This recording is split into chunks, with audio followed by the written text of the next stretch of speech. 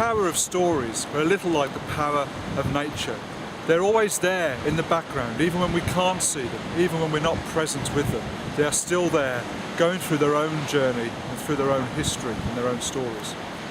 One thing that I like to do is try and represent some of the things that have happened to me, the reality that I've gone through in my life, in the stories that I write about. And this is what all writers, all fiction writers and all writers in general think are trying to do. They're trying to relate their own experience to other people. And a very simple example is I use an episode that happened to me about 2 years ago in my book.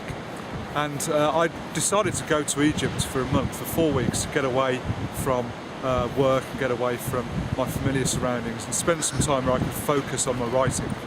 And I decided to go to Egypt. I spent 4 weeks. I flew into Cairo, and when I arrived in Cairo, the first few days I went and had a look around the city and went to the pyramids, as you obviously would want to do.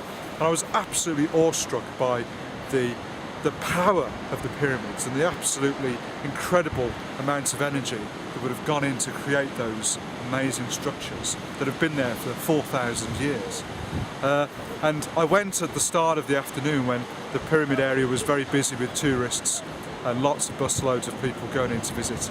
But as the afternoon wore on, the tourists became fewer and fewer. And by sundown, by about 5 o'clock, as the mezzanine was starting to call across the city, and the sun was setting across the desert, all the busloads of tourists and all the people who'd come on foot from Cairo disappeared. And I realised suddenly that I was just almost one of the last people still stood walking around the pyramids. And I looked up at the Pyramid of Menkaure, which is the third of the great pyramids of Giza.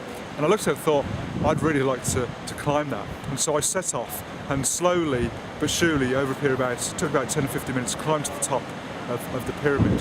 Sat at the top and looked out across Cairo beneath me at my feet, and I just thought, this is absolutely amazing. Just an incredible, intense experience that since then I've thought, actually there's something there I could use.